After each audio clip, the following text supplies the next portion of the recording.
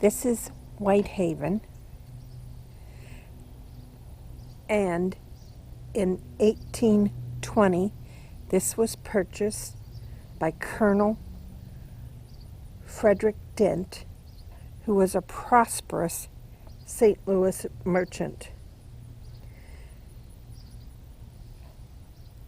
Ulysses S. Grant was stationed in St. Louis and met one of the Dent's children, who was also stationed there. He came here to visit his friend and fell in love with Colonel Dent's daughter, Julia.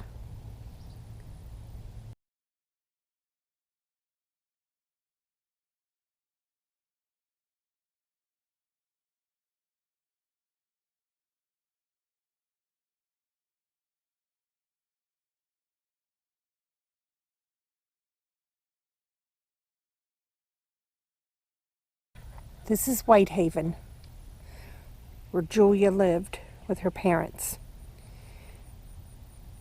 And you will normally see pictures of Julia, and they are side poses because she apparently had a squint in one eye.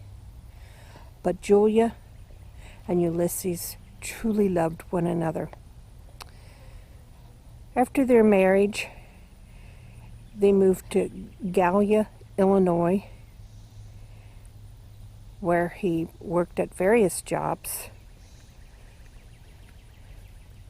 and was really not a success at any of them.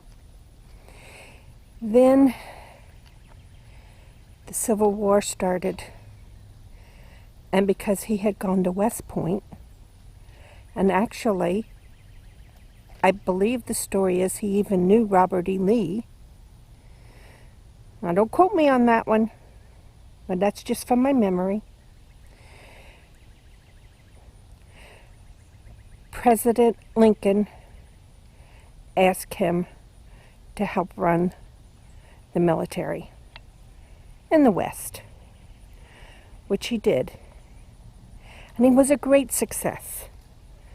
So then it was decided that if he was a success in the West, and he would take the chances that needed to be taken in a war, they would assign him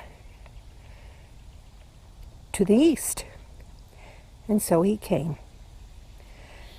And while he did have some disasters, he had more wins than disasters. And he won the war. That dreadful Civil War.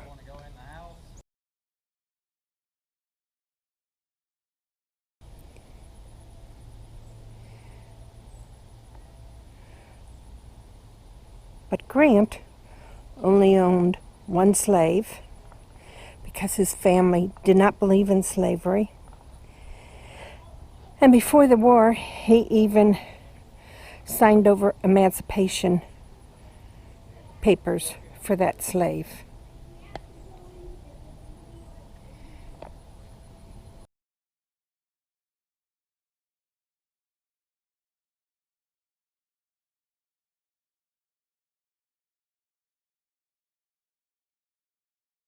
At Appomattox Courthouse for the signing with Robert E. Lee and Ulysses S. Grant for the end of the war. He was very generous. Basically told him you could take a horse, go home, nobody would go to prison.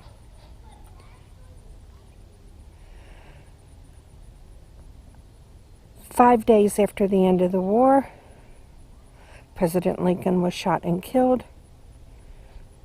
and Johnson became president. Then Ulysses S. Grant was tapped to run against Johnson, and it was an overwhelming defeat for Johnson, and Ulysses S. Grant became the president. He served 2 terms, and 5 days after the end of his second term, they discovered that he had cancer of the throat and had a short while to live. He came to Whitehaven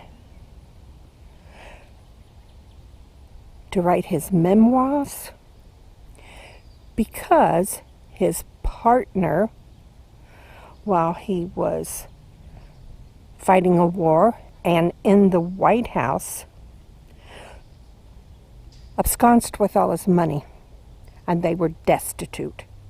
And the only way he could guarantee that his family would have money to live on was to write his memoirs. And he did. A few days after he finished his memoirs, he died.